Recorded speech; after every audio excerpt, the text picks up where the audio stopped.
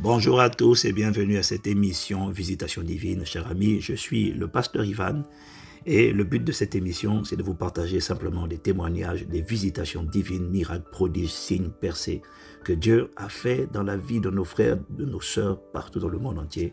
Je crois qu'en les écoutant, vous serez non seulement vous-même challengés, édifiés et que vous aurez envie de les partager parce qu'ils l'ont vaincu par le sang de Jésus et par la parole de leur témoignage. Excellente écoute et à très bientôt pour les prochains témoignages. Que Dieu vous bénisse.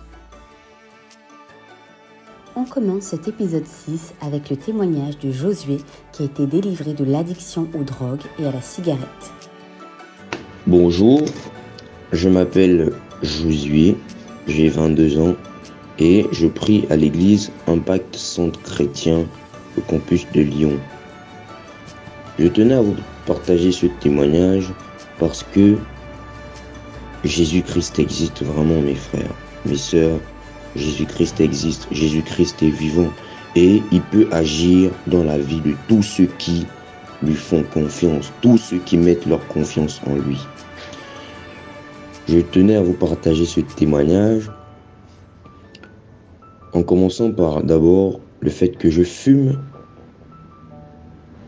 depuis mon âge de 17 ans. Aujourd'hui, je veux dire que plusieurs fois j'ai tenté d'arrêter de fumer. Plusieurs fois j'ai tenté, mais au bout d'un moment, je me suis rendu compte que c'était au-dessus de mes forces en fait, de mes forces physiques et que ça avait quelque chose lié avec le spirituel. Je suis entré dans une période de dépression, c'est-à-dire que je n'arrivais même plus à parler avec les gens autour de moi. J'ai été coupé de ma famille. J'étais en fait envahi par l'esprit de drogue. Je prenais des comprimés, je fumais du shit, je fumais de la beuh, en fait du cannabis, en fait tout ce qui était drogue, c'était mon partage, mes frères, au quotidien. Et je n'avais jamais réussi à me débarrasser de cette chose-là. De plus, côté scolaire, j'ai eu un bac S option maths physique, mais une fois que je suis arrivé à l'université, j'ai eu des blocages en fait. C'est-à-dire que je n'avais aucune inscription dans une université. Je ne trouvais aucune école. C'est-à-dire que j'avais des refus partout. C'était des blocages en fait. Ce qui fait que je suis entré dans une période de 21 jours de jeûne et de prière. Et je vous assure, mes frères et sœurs, je vous assure que Jésus-Christ est vivant.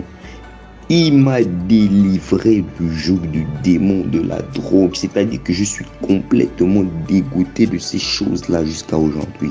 C'est-à-dire que j'ai juste envie de crier sur tous les toits que Jésus-Christ existe, que Jésus-Christ est capable de vous sortir de n'importe quelle situation, qu'il faut juste accepter de lui confier notre sort.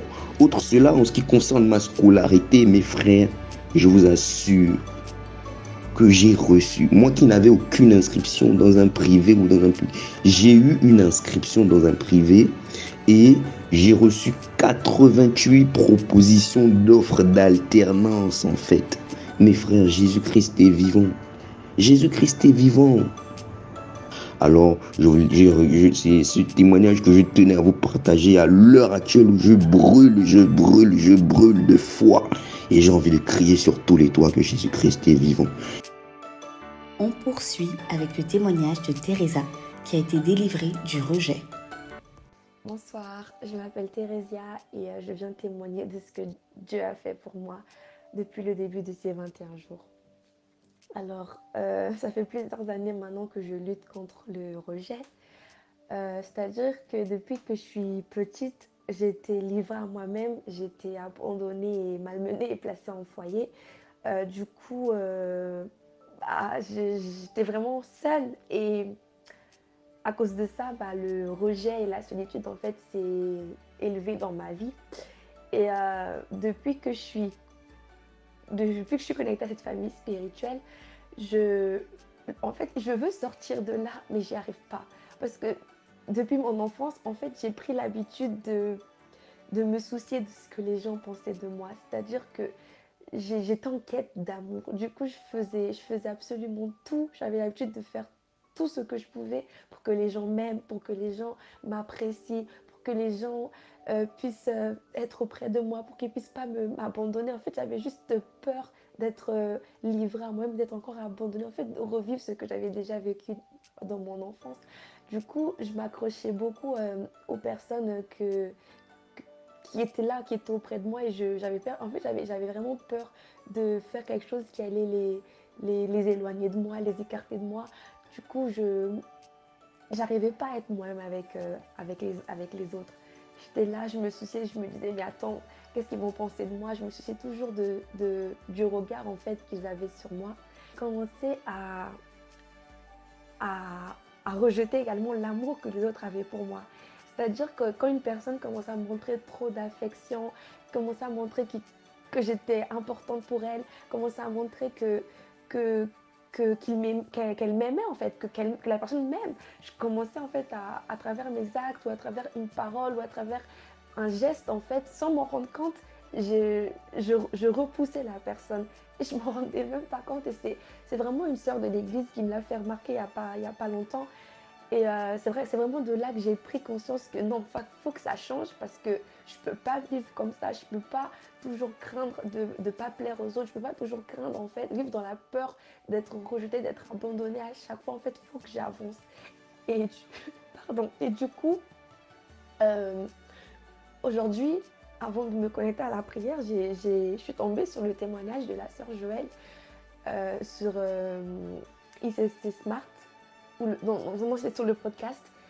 Et en fait, quand j'ai vu ce que Dieu a fait pour elle, qu'il a délivré du rejet, je me suis accrochée à cette parole. Juste avant de me connecter à la prière, j'ai dit non, si aujourd'hui je veux voir ta main, Seigneur, je veux réellement voir ta main. Et quand je me suis connectée à la prière de cette soirée, je ne sais pas comment l'expliquer, mais au moment où on adorait Dieu, où on commençait à chanter « J'ai besoin de toi », je ne sais pas ce qui s'est passé, mais dans ma chambre, en fait, j'ai senti une présence, j'ai senti en fait une paix, mais une paix. Et j'ai commencé à pleurer, en fait, j'ai commencé à pleurer et je me suis mise à soupirer à Dieu. Je lui disais que non, Seigneur, si tu l'as fait pour la sœur Joëlle, tu peux aussi le faire pour moi.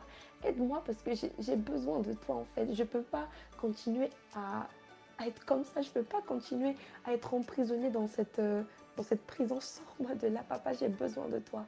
Et plus je priais, en fait, plus cette paix, elle me prenait, je suis désolée, elle me prenait. Et c'est comme s'il y avait quelque chose qui sortait et que cette chose qui sortait était remplacée par cette paix, en fait, la paix que Dieu donne réellement. Et du coup, j'étais là, j'étais effondrée et Dieu m'a fait comprendre que j'avais pas besoin en fait d'être quelqu'un d'autre avec les autres, que je devais être moi-même.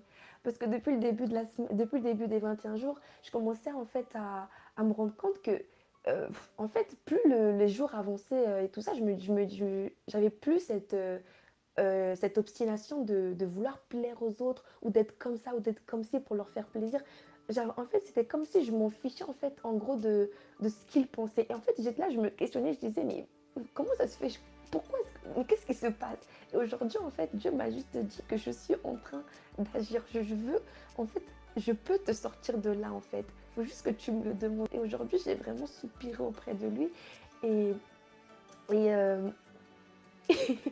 et il m'a juste montré en fait que j'étais pas seule, que non seulement il est là, mais en fait dans la prière, je sais pas comment expliquer, mais c'était comme, en fait il me montrait les visages de toutes ces personnes en fait qu'il a envoyées dans ma vie, qui étaient là pour moi, qui me montraient leur affection, qui me montraient leur amour, qui étaient là pour moi mais que je rejetais parce que j'avais peur en fait que ces gens-là m'abandonnent. Et je me suis sentie en fait tout simplement ridicule. Je me dis mais je m'en suis même pas rendu compte que ces gens-là, en fait, tellement j'étais obnubilée par le fait de vouloir plaire, de pas être livrée à moi-même, de pas être rejetée. Bah, en fait, il y avait comme un foulard qui m'empêchait de voir qu'il y avait des personnes qui étaient là, des personnes qui m'aimaient avec mes défauts, avec mes qualités, comme je suis en fait, et qui n'allaient pas cesser d'aimer parce que je vais être moi-même avec eux. Et Dieu me l'a juste montré aujourd'hui, en cette soirée. Et je suis vraiment désolée.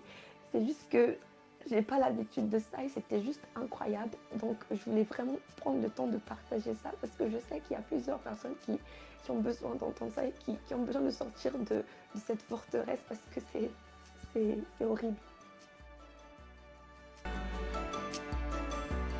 Alors que vous êtes édifié vous-même en écoutant ces audios, s'il vous plaît, prenez le